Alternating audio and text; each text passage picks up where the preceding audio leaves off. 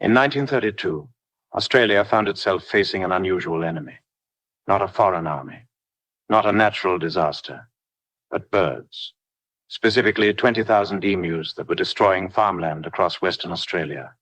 The government's solution: send in the military. What followed was one of the most bizarre and embarrassing military campaigns in modern history, a war between the Australian army and flightless birds. And somehow, the emus won. This is the story of the Great Emu War. To understand how Australia ended up at war with birds, we need to go back to the end of World War I. Thousands of Australian soldiers returned home as veterans, and the government promised them land as a reward for their service. Many of these ex-soldiers were given farmland in Western Australia, particularly in the wheat belt region around Campion and Walgulan.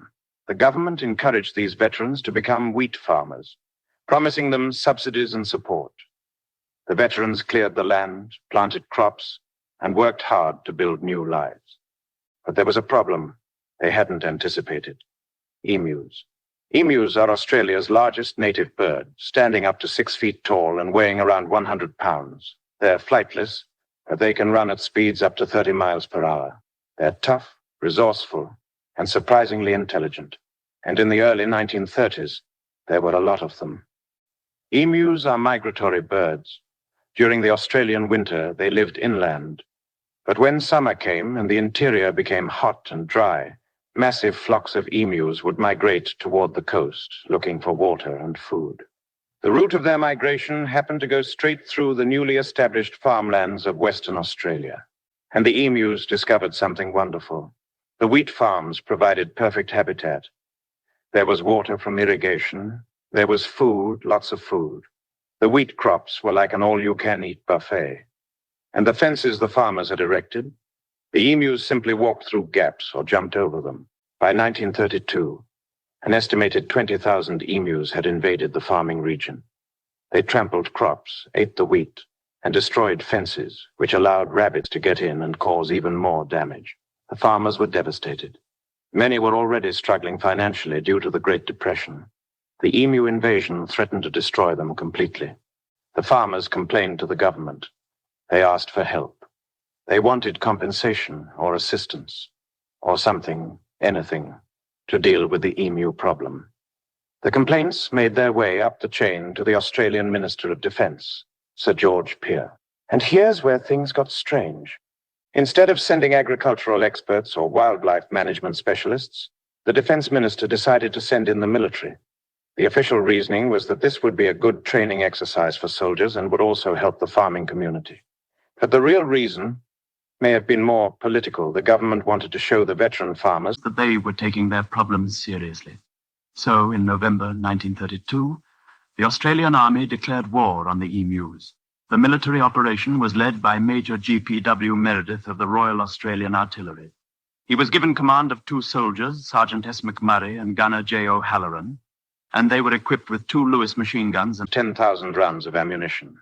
The plan was simple: find the emus, shoot the emus, problem solved. The soldiers were experienced veterans. The Lewis gun was a proven weapon that had been used effectively in World War I. Against flightless birds, it should have been a massacre. It wasn't. The first problem was finding the emus. The birds didn't conveniently gather in one place. They scattered across hundreds of square miles of farmland. When the soldiers did locate a group of emus, the birds proved surprisingly difficult to kill. On November 2nd, the military encountered a group of about 50 emus. The soldiers set up their machine guns and opened fire. The emus scattered immediately, running in different directions at high speed. The soldiers managed to kill only a handful before the rest escaped. The soldiers quickly learned that emus were much harder to kill than expected. They're fast, they're agile, and they have a natural instinct to scatter when threatened. Even when hit, emus often kept running. Their thick feathers and tough bodies absorbed a surprising amount of damage. Multiple shots were often needed to bring down a single bird. Major Meredith later reported, "The emus have proven that they are not so stupid as they are usually considered. Each mob has its leader who keeps watch while the others eat and gives the alarm when danger approaches." The emus had developed tactics. They split into small groups, making them harder to target. They posted sentries. When the soldiers approached, the emus would run not in panic, but in a coordinated retreat, zigzagging to make themselves difficult targets. On November 4th, the military tried a new strategy. Local farmers reported that a large group of emus, over 1,000 birds, were gathering at a local dam.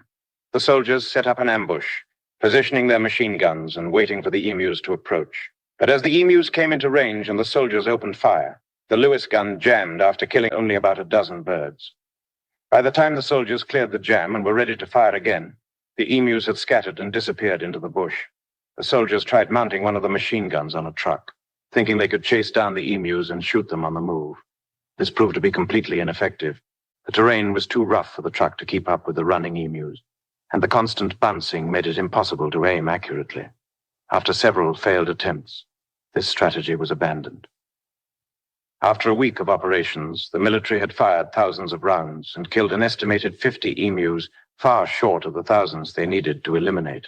The cost in ammunition per bird killed was absurdly high. It was becoming clear that this war was not going well. The media had been covering the operation, and the press was not kind. Newspapers began mocking the military's failure to defeat the emus. Political opponents criticized the waste of resources. The whole operation was becoming a national embarrassment. On November 8th, after just 6 days, the military operation was called off.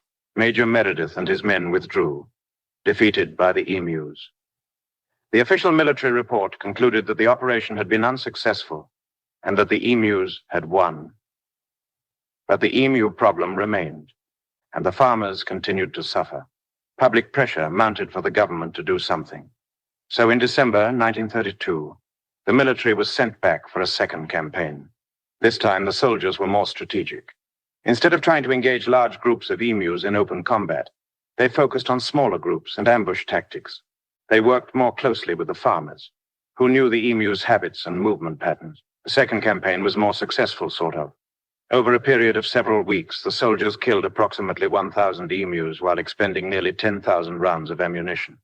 That's about 10 bullets per emu, still a terrible efficiency rate, but better than the first campaign.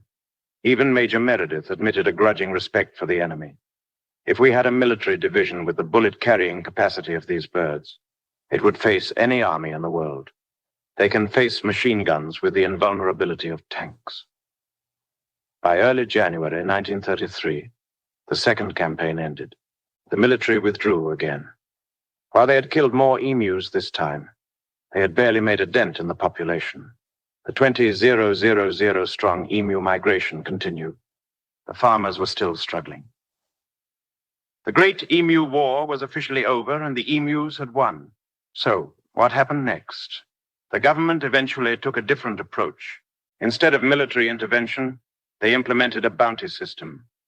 Farmers were encouraged to hunt emus themselves and were paid for each bird killed. This proved far more effective than the military operation. Local farmers who knew the land and the emus' behavior were able to kill thousands of emus over the following years. The government also invested in better fencing, specifically a massive fence called the Emu Fence, later extended and renamed the State Barrier Fence, that was designed to keep emus and other wildlife out of farming areas. This fence, thousands of miles long, proved much more effective than machine guns. The bounty system continued for decades. By 1934, just 2 years after the war, over 57,000 emu bounties had been claimed in Western Australia. The combination of hunting bounties and barrier fencing finally brought the emu problem under control. The Great Emu War became a source of both embarrassment and amusement for Australia. It's been joked about in Australian culture for decades. The idea that the mighty Australian military, which had fought with distinction in World War I, could be defeated by flightless birds is both humorous and humbling. But there are actually some legitimate lessons from this bizarre episode. First, military solutions aren't always appropriate for civilian problems. The government sent soldiers with machine guns to solve what was essentially a wildlife management issue. It was the wrong tool for the job. Second, never underestimate your enemy, even if your enemy is a bird. The emu's speed, tactics, and resilience surprised the soldiers. They adapted to the threat and survived. Third, local knowledge matters. The military operated with little input from the farmers who actually understood emu behavior. When the bounty system put the problem back in the hands of locals, it was far more successful. And fourth, sometimes nature wins. Humans like to think we can control everything, but a determined flock of emus proved that nature doesn't always cooperate with our plans. The Great Emu War has become one of Australia's most famous historical oddities. It's been referenced in books, documentaries, and countless internet memes. The phrase Australia lost a war to emus has become a humorous dig at Australian military history, though Australians generally take it in good humor. In recent years, the story has gained renewed attention online, with social media users sharing the tale as an example of absurd history. It's become a favorite topic for history YouTubers, podcasters, and trivia enthusiasts. There have even been calls to create a memorial or monument to the Great Emu War, though none have been officially erected. Some Australians joke that there should be a statue of an emu standing victorious over a fallen machine gun. Today, emus remain a protected species in Australia, though they can still cause problems for farmers in some areas. The state barrier fence still stands, helping to keep emus and other wildlife out of agricultural zones. And farmers who encounter emu problems generally handle them through licensed culling programs rather than calling in the army. The Great Emu War stands as a reminder that history isn't always serious and dramatic. Sometimes it's absurd and ridiculous. Sometimes the most memorable events are the ones that don't go according to plan. The Australian military has fought with honor and distinction in conflicts around the world. Australian soldiers have a reputation for toughness and effectiveness in combat. They've served in both world wars, Korea, Vietnam, Afghanistan, and numerous other conflicts. But they will forever be known as the army that lost a war to emus. And honestly, that's kind of wonderful. In a world full of tragic wars and devastating conflicts, it's refreshing to remember a war where the only casualties were pride and ammunition, where the enemy was a bird, and where the whole thing was so absurd that it became a beloved piece of national folklore. The emus didn't conquer Australia. They didn't overthrow the government. They didn't occupy territory or demand terms of surrender. They just kept eating wheat, kept migrating, and kept being impossible to shoot effectively with World War I-era machine guns. In the end, the Great Emu War was really just a failed government program that got elevated to war status by desperate farmers and an over-enthusiastic defense minister. But the name stuck, and now it's immortalized in history. The veterans of the Great Emu War, Major Meredith and his 2 soldiers, went on to live normal lives. There were no medals awarded for this campaign, no memorials erected, no official recognition of service in the Emu War, but they have something better. They're part of one of the strangest and most entertaining stories in military history. So here's to the Great Emu War of 1932. Here's to the farmers who just wanted to grow wheat in peace. Here's to the soldiers who tried their best against an enemy they never expected to face. And here's to the emus, fast, tough, and utterly unbothered by machine gun fire. The emus won. And that's something no one involved in planning the operation ever expected to say.